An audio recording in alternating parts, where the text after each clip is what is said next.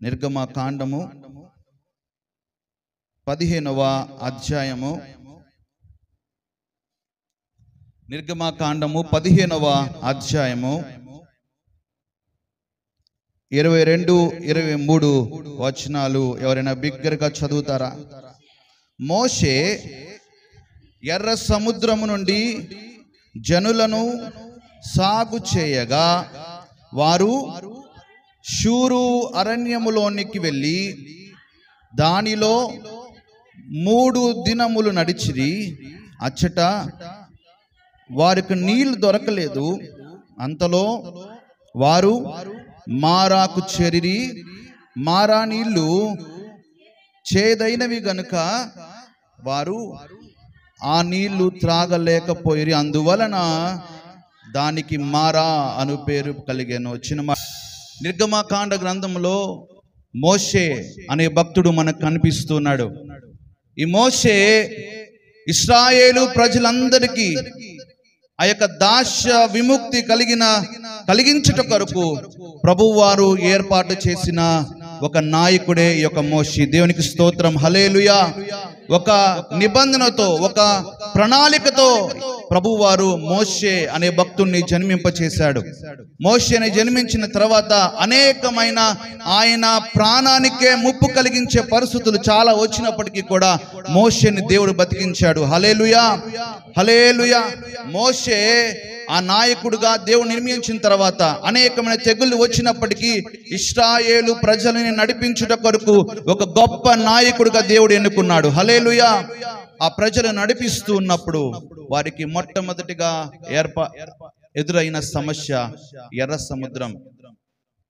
ఎర్ర సముద్రము ఎదురైనప్పుడు ఈ ప్రజలంట సనగటం ప్రారంభించారు. వెనకాల నుండి ఐగుప్తులో ఫరో రాజు ఆయన సైన్యము రథములతో 60 రథములు మొత్తము కూడా వస్తూ ఉన్నప్పుడు ఈ ప్రజలు వెనక్కి తిరిగి చూశారంట. వెనక్కి తిరిగి చూసిన వెంటనే వాళ్ళు కలిగినది ఏంటంటే భయము కలిగిందంట వారికి. ఎవరిని చూసి? ఇశ్రాయేలు ప్రజలకి ఎవరిని చూసి భయం పుట్టిందండి? సైన్యాన్ని, శత్రువు అయిన సైన్యాన్ని చూసినప్పుడు భయం కలిగింది. కానీ నిజమైన దేవుని ఎడల వాళ్ళు భయం కలిగి ఉండలేదు. హల్లెలూయా. నిజమైన దేవుని ఎడల బైబిల్ కలగకుండా సైన్యాన్ని చూసి భయపడ్డారంట ఈ యొక్క ఇశ్రాయేలు ప్రజలు. నా మాటలు అర్థమవుతున్న వారి బిగ్గరగా స్తోత్రం చెల్లిస్తారా? హల్లెలూయా. అందరూ ఇటువైపు లెఫ్ట్ సైడ్ లో కొంచెం ముందుకు సర్దుకోండి.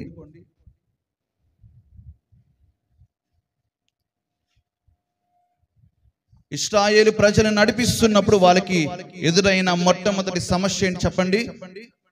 రెస్పాండ్ అవ్వండి, కొంచెం మాట్లాడండి. ఈరోజు మన నోటికి పని చెప్దాం. ఏం ఎదురైందంట? ఎర్ర సముద్రం ఎదురైందంట. ఆ తర్వాత ఇశ్రాయేలు ప్రజలు వెనక్కి తిరిగి చూసినప్పుడు ఫరో సైన్యము వస్తూ ఉన్నప్పుడు సైన్యాన్ని చూసి భయపడ్డారంట ఇశ్రాయేలు ప్రజలు. ఇశ్రాయేలు ప్రజలు భయపడమే కాదు, కానీ నాయకుడైన మోషే పైన సనుగుకున్నారంట. ఏమనంటే, ఐగుప్తు ప్రాంతంలో మేము ఎలాగైనా చనిపోతాం, కానీ మేము అక్కడ చనిపోయే వాళ్ళమి, ఇక్కడ ఎడారిలో మమ్మల్ని తీసుకొని వచ్చి నువ్వు చంపేయడానికి తీసుకొని వచ్చావు ఎందుకు అని మోషే పైన అనేకమైన మాటలు మాట్లాడారు. నాయకుడైన ఆయన పైన అనేకమైన నిందలు వేశారు వాళ్ళు. కానీ నాయకుడు ఎవరి వైపు చూశారు తెలుసా? దేవుని వైపు చూశాడు. హల్లెలూయా. అనేకమైన నిందలు వేసినప్పటికీ, అనేకమైన బాధలకి మోషేని గురి చేసినప్పటికీ కూడా మోషే దేవుని ఎడల భయభక్తులు కలిగిన వాడు, దేవుని సన్నిధిలో మోకరించి ప్రార్థన చేసిన వాడు యొక్క మోషే ప్రార్థన చేసిన తర్వాత ప్రభు చెప్పిన మాట ఏంటి అంటే, నా ప్రియుడైన మోషే, ఈ ప్రజల్ని తీసుకొని రావటానికి, బానిసత్వం నుండి విడిపించటానికి నేను నిన్ను ఎన్నుకున్నాను. I'm sure about it. నేను అందులో నిశ్చయముగా నేను నాయకుడుగా నేను ఎన్నుకొని ప్రజలు నడిపించడానికి తీసుకొని వచ్చాను. కానీ ఈ ప్రజలే నిన్ను నమ్మకుండా నీ పైన కాదు ఎదురు తిరుగుతుంది, నా పైన ఎదుగు తిరుగుతున్నారు, నా పైన సనుగుకుంటున్నారు. నిజమైన దేవుడిని ఎరిగి కూడా ప్రభు పైన సనుగుకున్నారంట. ఎవరు? ఇశ్రాయేలు ప్రజలు. కానీ దేవుడు వారికి తెలియజేసిన మాట చూద్దాం, చూడండి. 15వ అధ్యాయము 15వ అధ్యాయము 25వ వచనము 24, 25 వచనం చదువుతారా? ప్రజలు మేమేమి త్రాగుదామని మోషే మీద సనుగు కొనగా అతడు యెహోవాకు మొరపెట్టాను. చాలండి. ఎవరికి మొరపెట్టాడంట? దేవునికి మొరపెట్టాడంట ఈ నాయకుడు. ప్రజల దగ్గర నుంచి సమస్య ఎదురైనప్పుడు, ప్రజల దగ్గర నుంచి లేకపోతే సనుగుకోవడం ప్రారంభించబడినప్పుడు, సమస్య ఎదురైనప్పుడు మోషే దేవుని వైపు చూశాడంట. హల్లెలూయా, హల్లెలూయా, హల్లెలూయా. 14వ అధ్యాయంలో 13వ వచనం చదువుతారా? అందుకు మోషే, భయపడకుడి, యెహోవా మీకు నేడు కలుగజేయు రక్షణను మీరు ఊరక నిలిచి చూడుడి.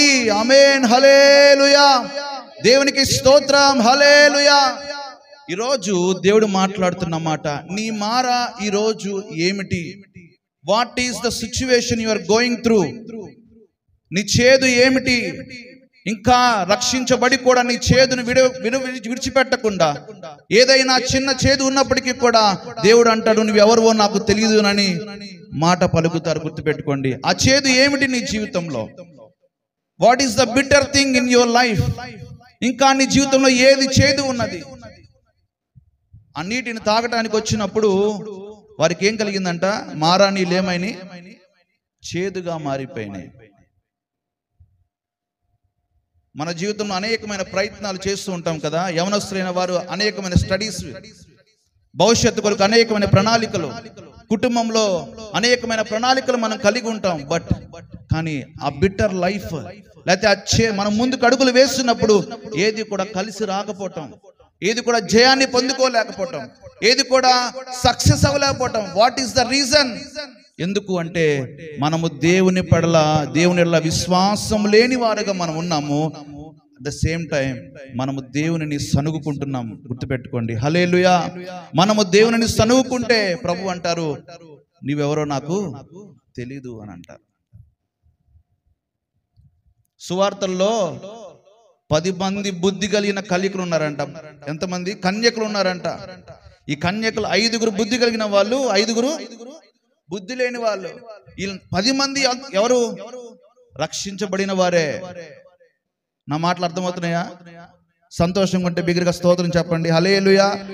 ఒకసారి మీ పక్కన ఉండి నవ్వుతూ నువ్వు బాగున్నావు అని చెప్పండి నీ పక్కన వాళ్ళకి.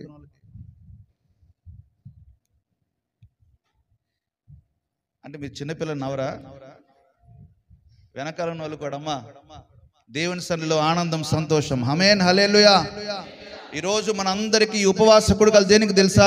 మనందరి జీవితంలో బాగుపడాలి. ఆమేన్, హల్లెలూయా. దేవుడు మనందరికీ తోడై ఉన్నాడని, మోషేకి తోడైన దేవుడు మనందరికీ తోడై ఉన్నాడని వాగ్దానము చేస్తున్నాడు. ఈరోజు దేవుడు మాట్లాడిన మాట 14వ అధ్యాయంలో మనం ఇప్పుడు చదువుకున్నాం.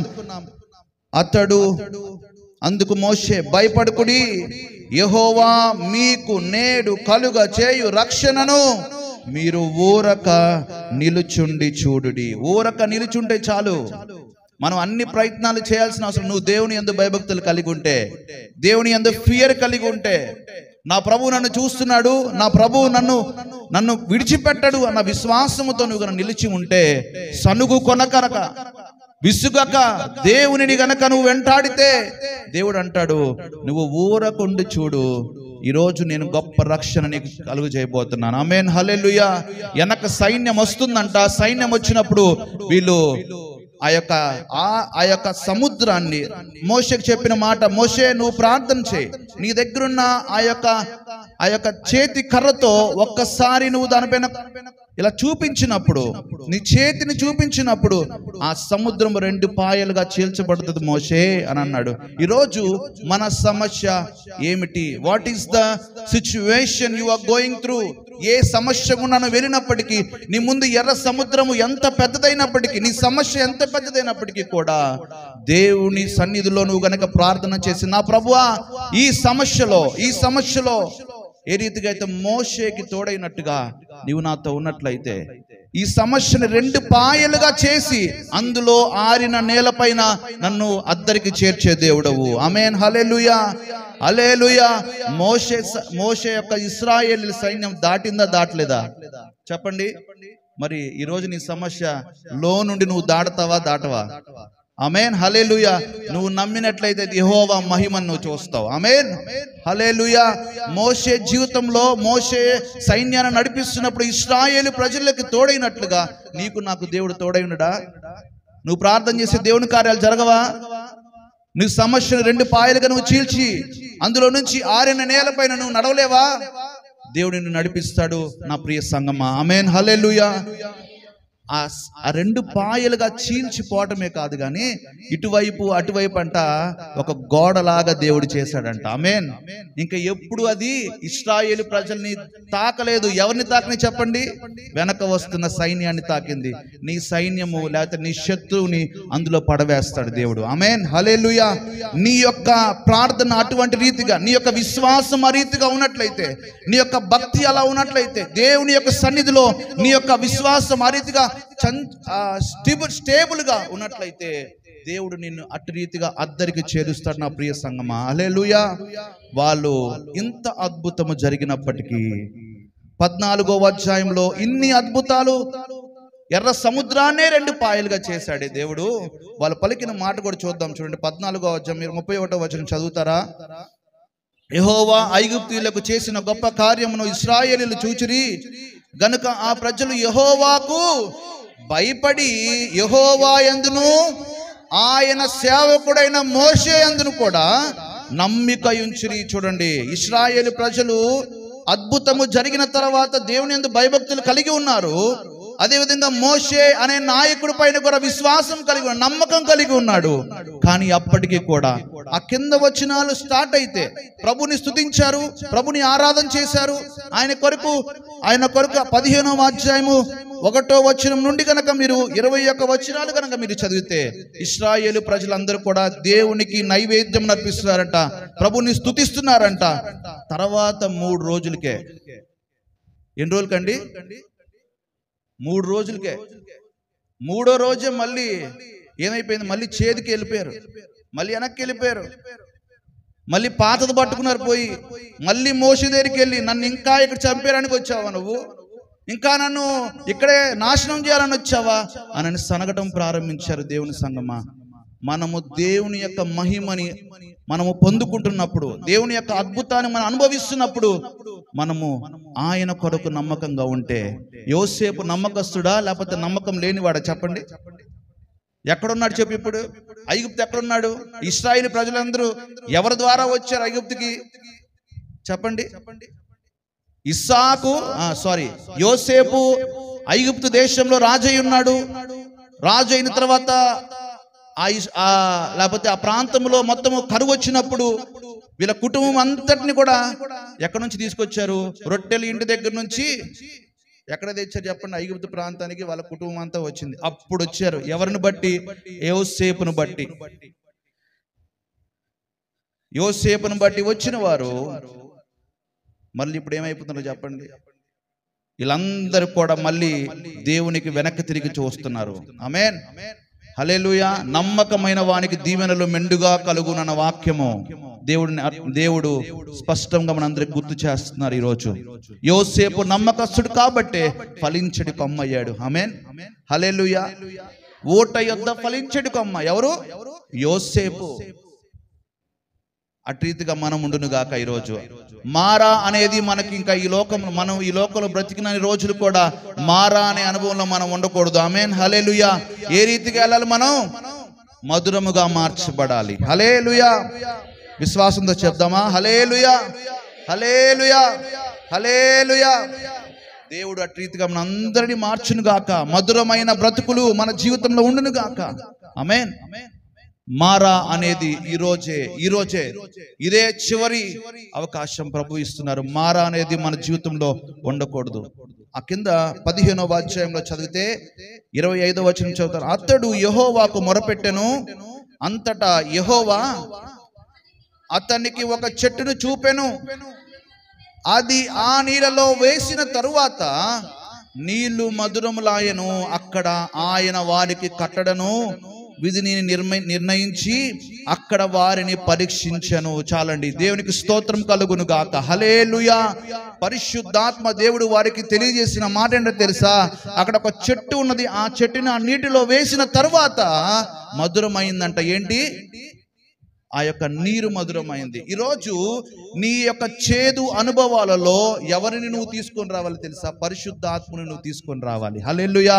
యేసు క్రీస్తు ప్రభువారు 2025 సంవత్సరాల క్రితం మనందరి కొరకు నిలువ కొయ్య పైన, అడ్డ కొయ్య పైన ఆయన బలి అయ్యాడు. అదే దానికి సూచన.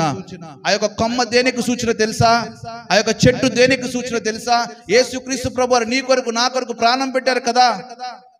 ఆ యొక్క కొయ్యకి సూచన నా ప్రియ సంగమా. యేసయ్య నీ కొరకు ప్రాణం పెట్టాడు కదా.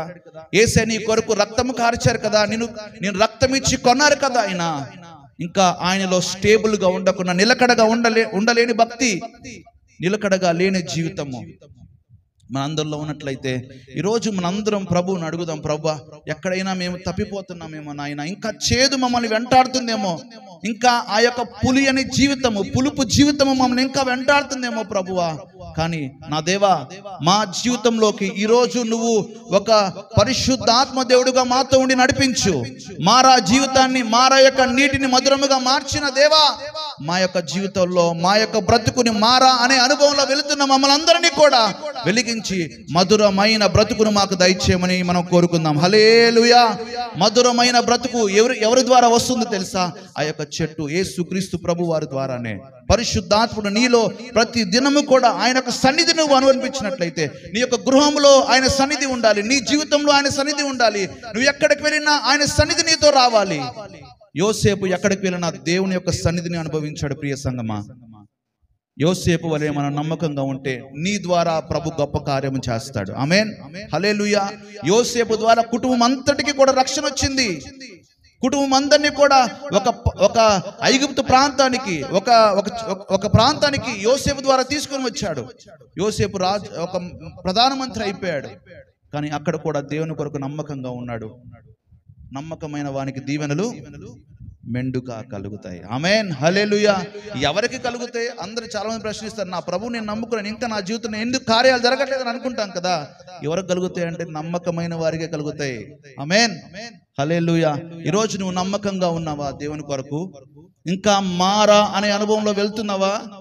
చేదులో వెళ్తున్నావా? ఇంకా ఆ యొక్క వెనకటి జీవితాన్ని ఇంకా అనుభవిస్తున్నావా? ఇంకా ఆ పులుపు నీలో ఉన్నదా?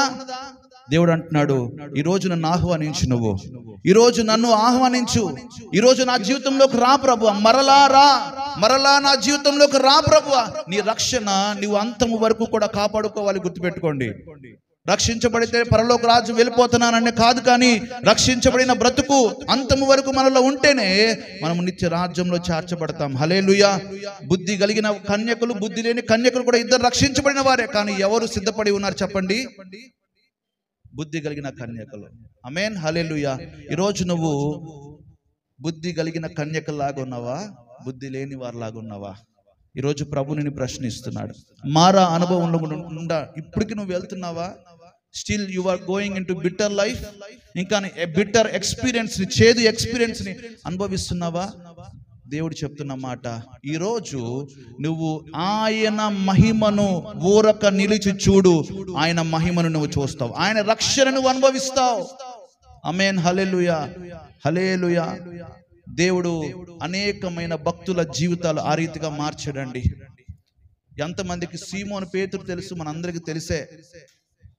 సీమోను పేతురు మొట్టమొదటిగా యేసు ప్రభు వారిని ఎదుర్కొన్న తర్వాత రాత్రంతా కష్టపడి అన్ని ప్రయాసలు పడినప్పటికీ కూడా ఎన్ని పడినాయి చెప్పండి? చేపలు ఒకటి పడిందా? రెండు? నథింగ్. నీ జీవితంలో యేసు ప్రభు లేకపోతే నీకు జరిగే ప్రతిఫలం అదే. రిజల్ట్ రాకపోతే ప్రభు నువ్వు ప్రశ్నిస్తావు, కానీ రిజల్ట్ ఎందుకు రావట్లేదని నువ్వు ప్రశ్నించుకున్నావా? ఇంకా చేదులో ఉన్నావా? ఇంకా అనుభవంలో వెళ్తున్నావా? సీమోను పిలిచినప్పుడు ఆయన అన్న మాట, నేను ఈ రాత్రంతా నేను కష్టపడ్డాను, నేను ఈ యొక్క నావని, ఈ యొక్క పడవని లోపలికి తీసుకెళ్ళాను. అని అంటే నీ మాట చొప్పున ఏమన్నాడు చెప్పండి? నీ మాట చొప్పున నేను వల వేస్తాను. యేసు ప్రభు వారు వచ్చారు, ఆయనలో పశ్చాత్తాపం కలిగింది. ఆమేన్, హల్లెలూయా. ప్రభు వస్తే నీ జీవితంలో పశ్చాత్తాపం కలుగుతుంది. పశ్చాత్తాపంతో కన్నీరు మున్నీరై దేవుని పాదాలు పట్టుకున్నాడు. ప్రభువా, నేను పాపినయ్యా, నా దగ్గర నుంచి వెళ్ళిపో నువ్వు అని అన్నాడు. ఎవరు? సీమోను. కానీ పేతురుగా మార్చబడిన తర్వాత ఈవెన్ స్టిల్ దేవుని యొక్క భక్తిని, దేవుని యొక్క ఆ యొక్క మిరకల్స్ ని, అద్భుతాలని అనుభవిస్తూ అనేకమైన అద్భుతాలని పేతురు అనుభవించినప్పటికీ యేసు ప్రభు వారిని తాకి ఆయన చేసిన మహిమనంతటినీ కూడా సీమోను చూసాడా లేదు చెప్పండి? సీమోను అనుభవించాడా లేదు చెప్పండి? పలుకుదాం అందరం. యవనస్తులు, ఈరోజు సీమోను, పేతురు మరి తను అనుభవించిన ప్రతి ఒక్కటి యేసు ప్రభు వారి వెంట వెళుతూ అనుభవించాడా లేదా? ఈరోజు నువ్వు కూడా అనుభవిస్తున్నావు. కానీ పేతురు అన్న మాట ఏంటి తెలుసా? లేదు లేదు, నాకెవరో తెలియదు ఆయన. ముందు ప్రభు చెప్పాడు ఏమని? నువ్వు కోడి కూయకు ముందు 3 సార్లు నా గురించి బొంకుతావు నువ్వు అంటే ఏమన్నాడు? లేదయ్యా, నా ప్రజలందరూ ఇక్కడున్న 11 మంది బొంకుతారేమో, కానీ నేను మాత్రం అస్సలు. ప్రభు కొన్నిసార్లు నీకు హింట్ ఇస్తాడు. ఇగో పలానా చోట నువ్వు తప్పిపోతున్నావు, అలర్ట్ చేస్తాడు నిన్ను. నా ప్రియ కుమార్తె, నా ప్రియ కుమారుడా, పలానాది నీకు ఆటంకంగా ఉన్నది, పలానాది చేదు నీ జీవితంలోకి ఎంటర్ అవుతుంది పలానా దాని వల్ల అని ప్రభు నీకు హింట్ ఇస్తాడు. కానీ అప్పుడు కూడా ఏమంటాం మనం? లేదు లేదయ్యా, ఇది నాకు ఆటంకంగా లేదయ్యా, దీంతోనే ఉంటానయ్యా మనం అనే మాటలు. కానీ పేతురు జీవితంలో ఒక మార్పు జరిగింది. ఏంటి చెప్పండి? 22వ లూకా సువార్త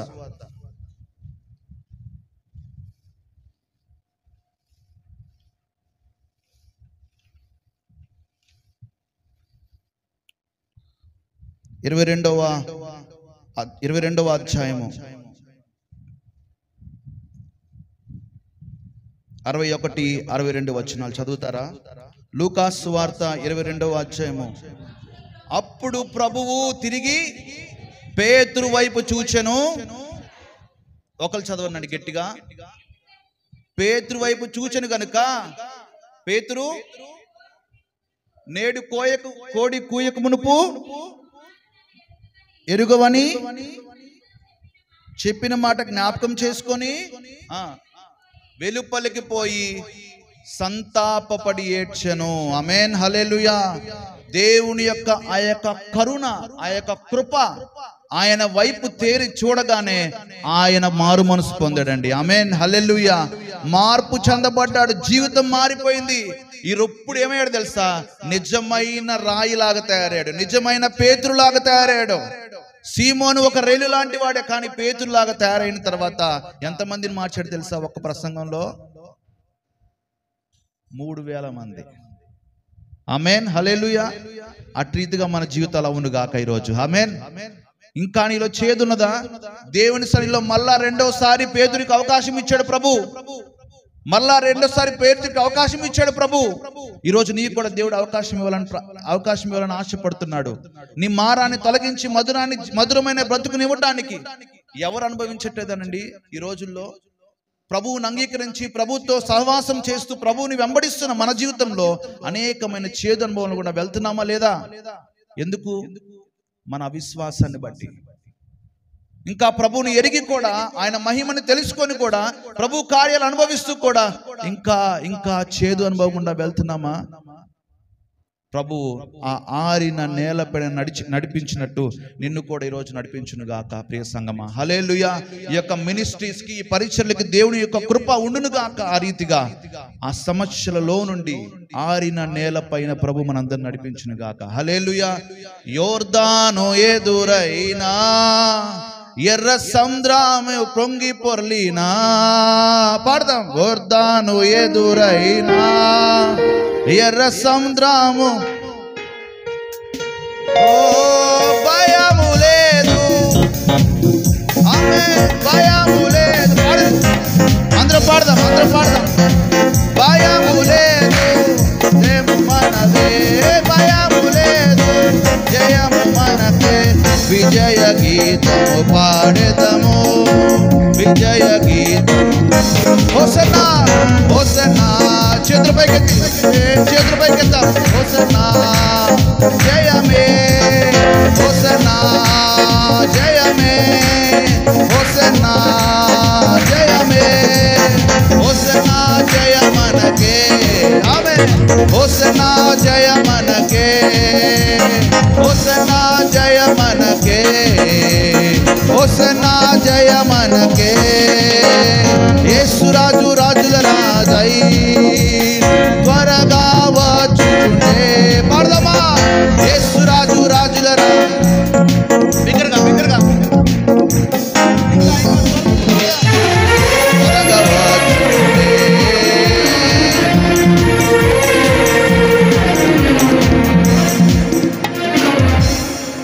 ఇన్స్ట్రుమెంట్స్ లేకుండా పాడదాం. నిజంగా మీరు నమ్ముతున్నారా? ఎర్ర సముద్రం లాంటి పాయల్ని దేవుడు చేయగలడని నమ్మితే ఎందుకు పాడట్లేదు చెప్పండి? ఇటుపక్క అసలు స్వరమే రావట్లా. పాడండి. యోర్దాను ఎదురైనా ఎర్ర, పాడండి. ఓ యోర్దాను ఎదురైనా ఎర్ర సముద్రము. పాడండి బిగ్గరగా. భయము లేదు, జయము మనకే. వెనకాల విజయ గీతము పాడెదము. అందరం కలిసి హోసన్నా హోసన్నా జయమే, హోసన్నా జయమే, హోసన్నా కే, హోసన్నా జయ మనకే. పాడదామా? హోసన్నా జయ మనకే, హోసన్నా జయ మనకే. యేసురాజు రాజుల రాజై, ఆమేన్. యేసురాజు రాజుల రాజై త్వరగా వచ్చుచుండే, త్వరగా వచ్చుచుండే, త్వరగా వచ్చుచుండే. హోసన్నా హోసన్నా, ఆమేన్. హోసన్నా హోసన్నా, హోసన్నా జయమే, హోసన్నా జయమే, హోసన్నా హోసన్నా జయమే, హోసన్నా జయమే, హోసన్నా జయమే, హోసన్నా జయమే, హోసన్నా జయ మనకే, హోసన్నా జయ మనకే, హోసన్నా జయ మనకే, హోసన్నా జయ మనకే. దేవునికి స్తోత్రం కలుగును గాక. హల్లెలూయా. బిగ్గరగా చప్పట్లు కొట్టి దేవుని మహిమపడదాం. దేవుడు మనందరి జీవితంలో ఊరక నిలిచి చూడు. దేవుడు ఈరోజు ఆయన గొప్ప రక్షణ నీకు చూపిస్తాడు. హల్లెలూయా. ఎప్పుడంటే పేతురు ఏం చేశాడు చెప్పండి? పశ్చాత్తాపడి వెలుపలికి వెళ్ళి సంతాపపడి వేడ్చెను. ఆయన మందిరంలో నువ్వు కన్నీరు కారుస్తున్నప్పుడు ఆయన చూస్తాడు.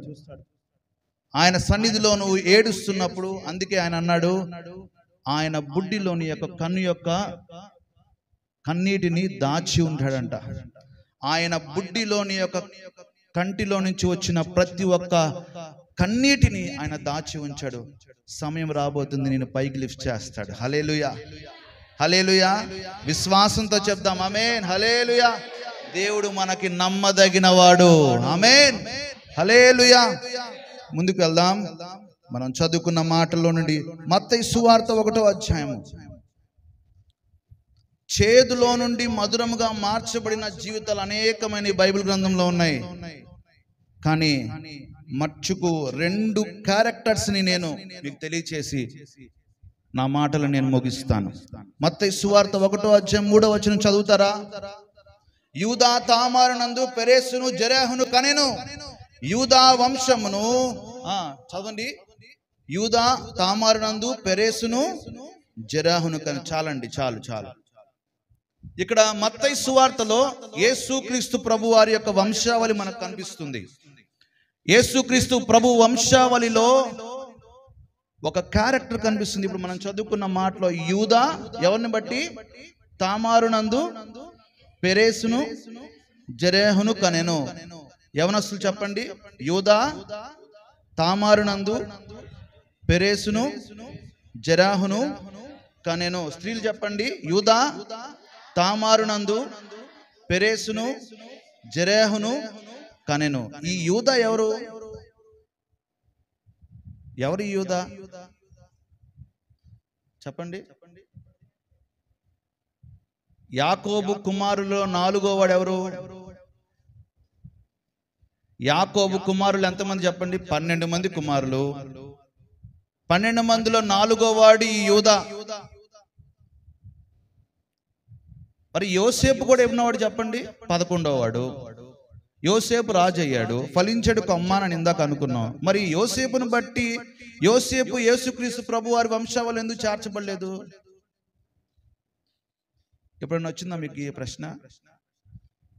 యోసేపు యేసుక్రీస్తు ప్రభు వారి వంశంలో ఎందుకు చేర్చబడలేదు?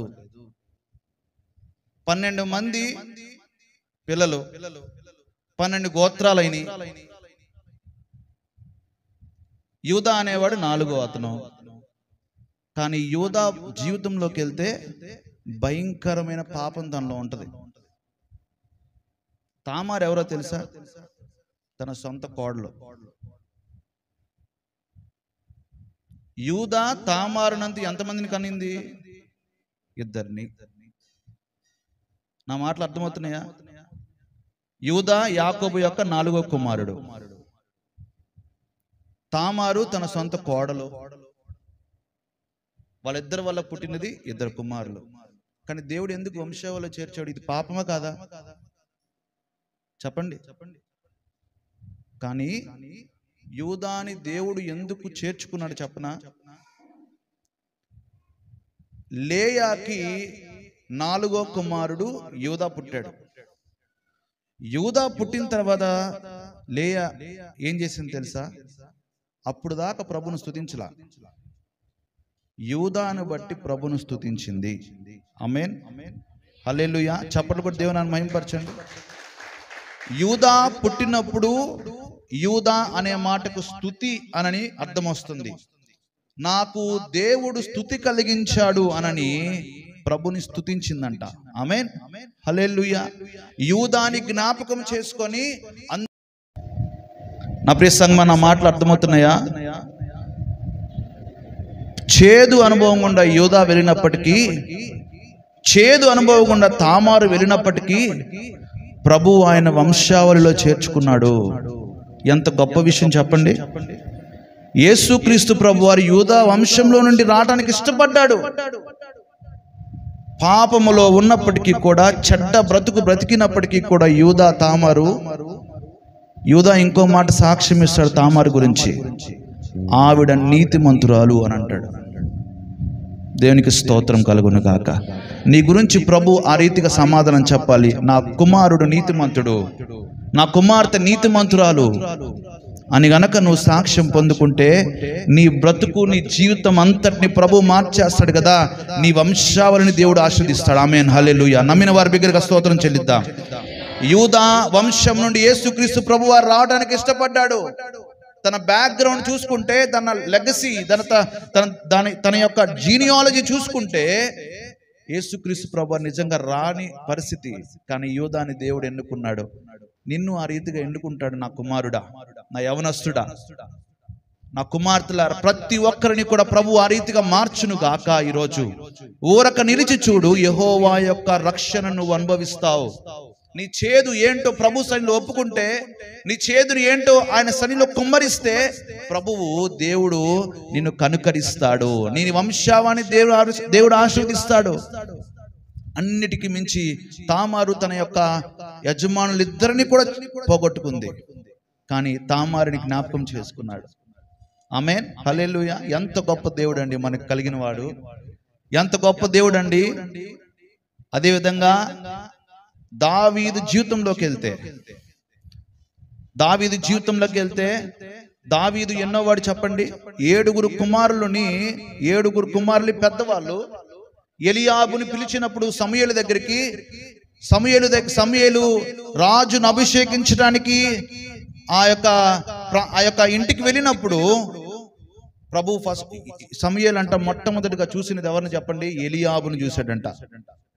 ఎలియాబును చూసిన వెంటనే అబ్బాయి ఎత్తు ఏమున్నాడు రా, అబ్బాయి ఎంత బాగున్నాడు, ఎంత లావున్నాడు, రాజుకు సరిపోయిన ప్రతి ఒక్క క్యారెక్టర్స్ ఎవరికి ఉన్నాయి? ఎలియాబుకు ఉన్నాయి. ఈయనే దేవుడు ఎన్నుకున్నాడని చెప్పి పిలిచి దేవుడు ఎన్నుకుంటాడని చెప్పి ఆయనకి వెళ్ళి ప్రార్థన చేస్తుంటే, నేను కోరుకున్నది ఏం కాదయ్యా, నువ్వు పై రూపాన్ని చూస్తావేమో కానీ నేను అంతరంగాన్ని చూస్తాను. ఎవరన్నారు ఈ మాట చెప్పండి? దేవుడు మాట్లాడాడు. తర్వాత వాళ్ళ అన్నదమ్ములు 7 అయిపోయింది. ఇంకెవరైనా ఉన్నారా? సమూయేలుని అడిగితే ఎవరున్నారు? దావీదు గొర్రెలు కాసుకుంటున్నాడు. ఎక్కడున్నాడు చెప్పండి? తండ్రికి దూరంగా ఉన్నాడు, అన్నదమ్ములకు దూరంగా ఉన్నాడు, విలువ లేనివాడు, నెట్టివేయబడినవాడు, ఎడారిలో లేకపోతే గొర్రెలు కాసుకుంటూ చేదు అనుభవం గుండా వెళ్తున్న వాడిని దేవుడు ఏం చేశాడు చెప్పండి? పిలిచి, ఇదిగో ఇతనే నేను ఎన్నుకున్నవాడు. ఆయన వస్తున్నప్పుడే దేవుని యొక్క సన్నిధిని అనుభవించాడంట. ఎవరు? సమూయేలు. అప్పుడు కొమ్ము తీసి ఆయన పైన తైలము పోసి ఆయనను అభిషేకించు అన్నాడు. ఆమేన్, హల్లెలూయా. యూదా వంశంలో నుండి దావీదు వచ్చినప్పుడు ఇట్టి కార్యం జరిగింది. మరి నీ జీవితము ఈరోజు దావీదును అభిషేకించిన దేవుడు నిన్ను అభిషేకించి వాడుకొనుడు గాక. ఆమేన్, హల్లెలూయా. దావీదు నమ్మకస్తుడు. దావీదు మరి ఎడారి ప్రాంతంలో ఉన్నప్పటికీ కూడా, ఆ యొక్క గొర్రెలను కాస్తున్నప్పటికీ కూడా దేవుని యొక్క సన్నిధి దావీదుకు తోడై ఉన్నది. హల్లెలూయా. వాయిద్యముతో ప్రభుని స్తుతిస్తున్నాడంట, ప్రభుని ఆరాధన చేస్తున్నాడంట. ఏ పరిస్థితి వచ్చినా మన నోటి నిండా స్తుతి ఉండును గాక ఈరోజు. ఆమేన్. ప్రతి ఒక్క చేదుని మార్చివేస్తాడు ప్రభు. ఎప్పుడు? నువ్వు ప్రభుని స్తుతించినప్పుడు, ప్రభు కొరకు నిలబడినప్పుడు, ఆయనని నమ్ముకొని విశ్వాసంలో నిలకడగా జీవించినట్లయితే ప్రభు నిన్ను నమ్మదగిన వాడుగా ఎంచుకుంటాడు. ప్రియ సంగమా, హల్లెలూయా. మారాని లేమైని మధురమైంది. చేదు అనుభవాలు ఈరోజు మధురంగా దేవుడు మార్చివేయునుగాక. ఆమేన్, హల్లెలూయా. మొట్టమొదటిగా మనం యూదా జీవితాన్ని మనం జ్ఞాపకం చేసుకున్నాం. యూదా అనే అతనిని యూదాని యేసుక్రీస్తు ప్రభు వారి యొక్క వంశంలో చేర్చుకున్నాడు. ఆమేన్. యూదా ద్వారా తామారు కూడా యేసుక్రీస్తు ప్రభు వారి వంశంలో చేర్చబడింది. రెండవదిగా చూద్దాం. సల్మాను.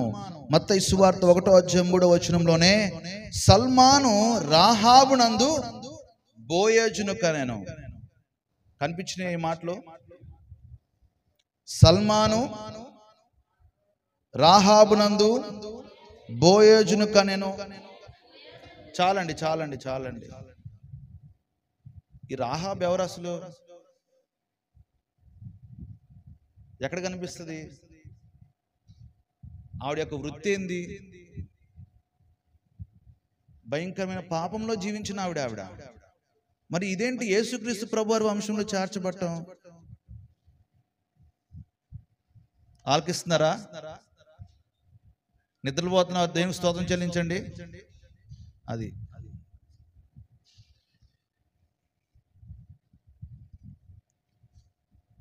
రాహాబు దేవుని యొక్క వంశంలో చేర్చబడింది. రాహాబు బ్రతుకుని మనం చూస్తే యెహోషువ గ్రంథంలో స్పష్టంగా రాయబడుతుంది. ఎరుకో గోడ పైన ఆవిడ ఉన్నప్పుడు ఈ యొక్క ఇశ్రాయేలీలలో నుండి కొంతమంది స్పైస్ ని ఏర్పాటు చేసి, తెలుగులో ఏమంటారు? అశోక్, స్పై, గూఢాచారం చేసేవాళ్ళు, స్పై, రహస్యాన్ని కనుగొనే వాళ్ళందరినీ కూడా పంపించినప్పుడు ఆవిడ వారిని ఎదుర్కొని ఏం చెప్పింది చెప్పండి? చదువుదాం చూడండి. యెహోషువ గ్రంథము 1వ అధ్యాయము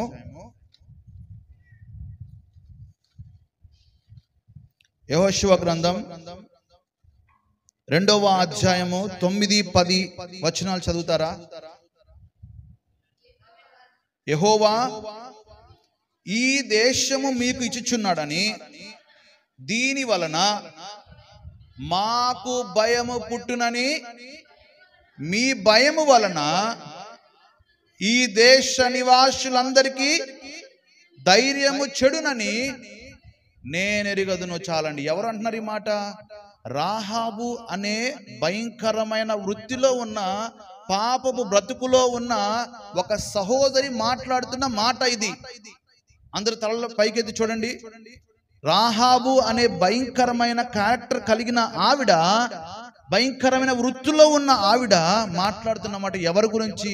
నజరేయుడైన దేవుని కోసం, సజీవుడైన దేవుని కోసం, ఆకాశ నక్షత్రాలను సృజించిన దేవుని కోసం మాట్లాడుతూ సాక్ష్యం ఇస్తుంది.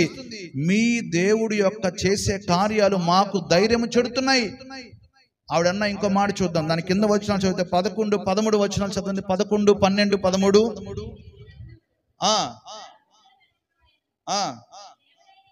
మీ దేవుడైన యెహోవా ఆకాశమందును కింద భూమి అందును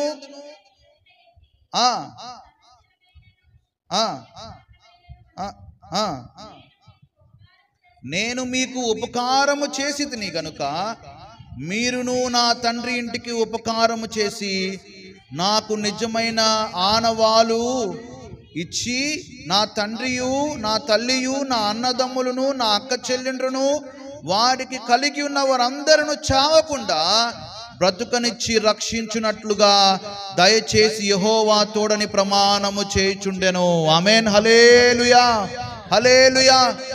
ఒక వేశ్య వృత్తిలో ఉన్న ఆవిడ పలుకుతున్న మాట దేవుని యొక్క సన్నిధిని గురించి చెప్తుంది. ఆ మాట ఎర్ర సముద్రం 2 పాయలుగా చేసి ఉన్న ఆ యొక్క అనుభవం మాకు తెలుసయ్యా.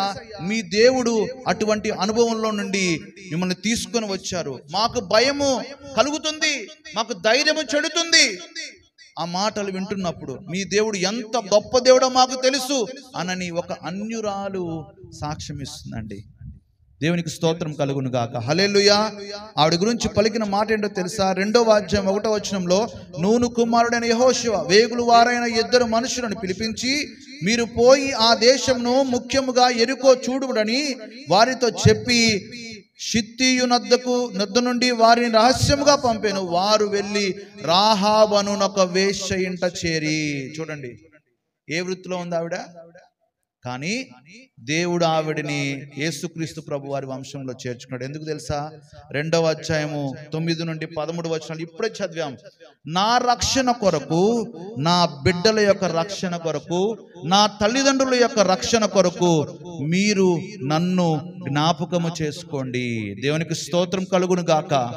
ఒక భయంకరమైన వృత్తిలో ఉన్న ఆవిడ జీవితము ఇప్పుడు మధురమవింది.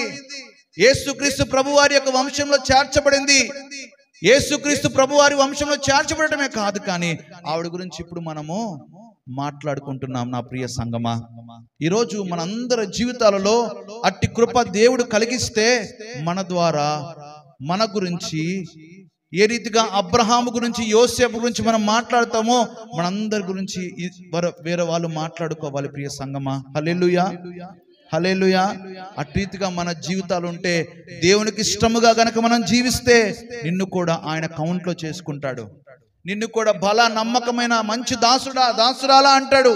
ఆయన పిలిచి సబాష్ అనని చెప్తాడు.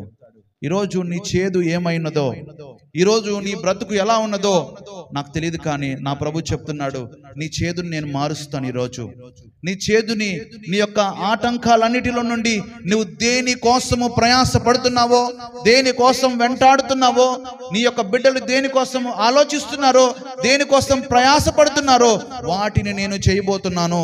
వాటిని నువ్వు ఊరకుండి నిలిచి చూడు ఆయన రక్షణను, ఆయన మహిమను ఈరోజు నువ్వు చూస్తావని. ఈ ఉపవాస కూడికలు అయిపోయే లోపే మనందరి జీవితంలో అట్టి కార్యాలు జరుగును గాక. ఆమేన్, హల్లెలూయా. విశ్వాసంతో బిగ్గరగా ఆమేన్ చెప్తామా? ఆమేన్, హల్లెలూయా. దేవుడు అట్టి కార్యాలు మనందరి జీవితంలో చేసి మనందరి బ్రతుకులను మార్చును గాక. ఆమేన్.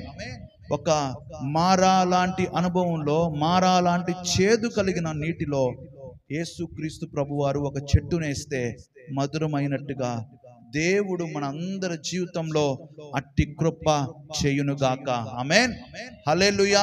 ఒక సీమోనుని పేతురుగా మార్చినట్లుగా, ఒక యూదా అనే చేదు అనుభవం గుండా వెళ్ళిన అతన్ని యేసుక్రీస్తు ప్రభు వారి యొక్క వంశంలో చేర్చినట్లుగా తామారు అనే భయంకరమైన పాపములో ఉన్న తనని యేసుక్రీస్తు ప్రభువారిలో చేర్చి నీతిమంతురాలు అన్నట్లుగా, రాహాబు అనే భయంకరమైన వృత్తిలో ఉన్న తను యేసుక్రీస్తు ప్రభువారి యొక్క వంశంలో చేర్చబడినట్లుగా మారా అనుభవంలో వెళ్ళిన ప్రతి ఒక్క క్యారెక్టర్స్ లో నుండి దేవుడు అద్భుతము జరిగించాడు. ఆమేన్, హల్లెలూయా.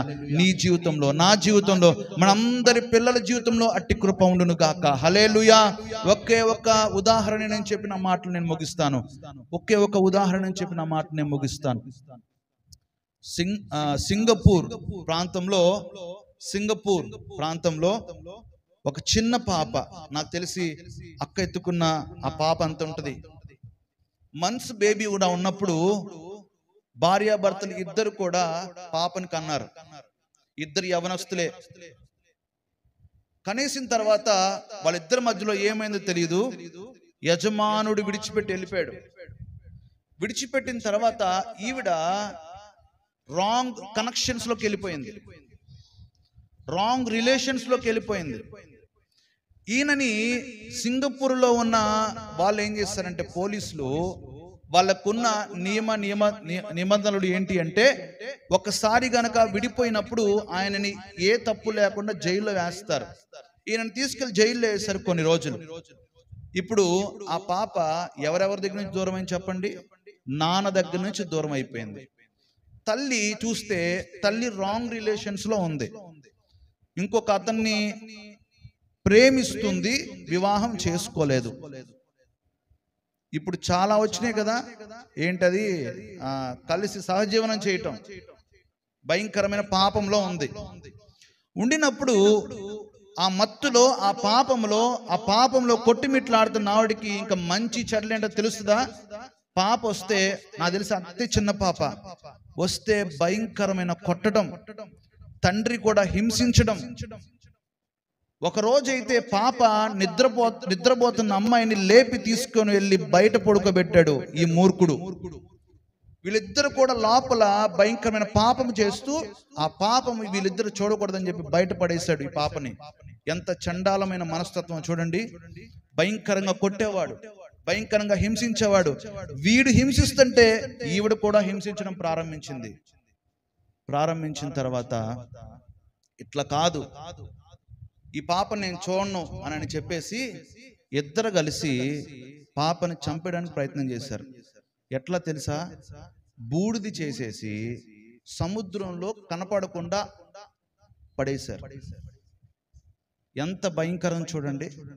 కానీ నిజం ఎప్పుడైనా నిప్పు లాంటిది. ఎవ్వరికి తెలియదు అనుకున్నాడు వీళ్ళిద్దరు, ఎవ్వరికి ఆనవాళ్ళు లేవు. కానీ నిజమైన భర్త కొన్ని సంవత్సరాలకి బయటకు వచ్చాడు జైల్లో నుంచి. మరలా ఏమనుకున్నాడంటే, నా కుమార్తె కావాలి, నా భార్య కావాలి, నేను ప్రేమను కోల్పోయిన. జైల్లో ఉంటే ఆ సమస్య తెలిసిద్ది, ఆ ప్రేమ తెలిసిద్ది. మళ్ళీ బయటకు వచ్చి నా భార్య కావాలి, నా పాప కావాలని చెప్పి ఎదగటం ప్రారంభించాడు. భార్యతో కొన్నిసార్లు సంప్రదించడం ప్రారంభించాడు. అమ్మా సారీ, క్షమించు, మనం మళ్ళీ కలుసుందాం అని అంటే ఆవిడ లెక్క చేయలా. సరే నువ్వు వెళ్ళిపో, నా పాప నాకు ఇవ్వనంటే, పాప లేదేం లేదు, నేను పాపను ఇవ్వను అన్నాడు. అనేక రీతిగా ప్రయత్నం చేశాడు, దొరకలేదు. పోలీస్ కంప్లైంట్ ఇచ్చాడు. తీరా తెలియదు ఏంటంటే, ఈ పాపని కాల్చి పడేసి మొత్తం సముద్రంలో పడవేశారని తెలియంది. ఏం చేయాలి? సొంత కుమార్తెను చంపేసింది తల్లి. కానీ ఈ తండ్రి ఉన్నాడు చూసారా, ఆయనకి ఆయన చిన్నపిల్లోడుగా ఉన్నప్పుడు వాళ్ళ నాన్న యొక్క ప్రేమ తెలియదు, వాళ్ళ తల్లి ప్రేమ తెలియదు. కానీ దేవుని యొక్క మహాకృప ఏంటో తెలుసా? జైల్లో సువార్తని విన్నాడు ఆయన. ఏమైంది తెలుసా? దేవుని నమ్ముకోవటమే కాదు, సింగపూర్ ప్రాంతం అంతా నా కుమార్తె చనిపోయినప్పటికీ కూడా నా కుమార్తె యొక్క ఆనవాళ్ళ కోసం, ఆవిడ కోసం నేను సువార్త ప్రకటించి ఒక్కరైనా మార్చబడతారేమో, సింగపూర్ మొత్తం సువార్త ప్రకటించాడండి. దేవునికి స్తోత్రం కలుగును గాక. ఒక పనికి మాలిన, పాడైపోయిన, ఒక మంచి లేకపోతే సాక్ష్యం లేని కుటుంబంలో నుంచి ఒక వ్యక్తిని దేవుడు పట్టుకున్నాడు. అట్టి పరిస్థితుల్లో ఒకవేళ సాక్ష్యము లేని చేదు అనుభవం గుండా ఒకవేళ గనక ఈ రోజు ఈ 3 దినాలు ఈ మందిరంలో గడుపుతున్న మనందరిలో ఏమైనా ఉన్నట్లయితే ప్రభు అంటాడు, నా కుమార్తె ఈరోజు రావా, ఈరోజు నేను నిన్ను వాడుకుంటాను, మధురమైన బ్రతుకు మధురమైన జీవితం నేను నీకు ఇస్తాను, పరలోక రాజ్యమునకు హక్కుదారుడిగా నేను చేస్తాను, ఆ సర్వాధికారం నీకు ఇచ్చి ఉన్నాను, నా కొరకు నువ్వు బ్రతికితే, నా కొరకు నువ్వు సాక్ష్యంగా ఉంటే, దేవుని యొక్క మందిరంలో సాక్ష్యం కలిగి ఉంటే, ఎక్కడికి వెళ్ళినా నువ్వు నిలకడగా ఉంటే, నీ మారాన్ని ఈ రోజు నువ్వు ఒప్పుకున్నట్లయితే ప్రభు అంటాడు, నేను నిన్ను మధురముగా మారుస్తాను. ఆమేన్.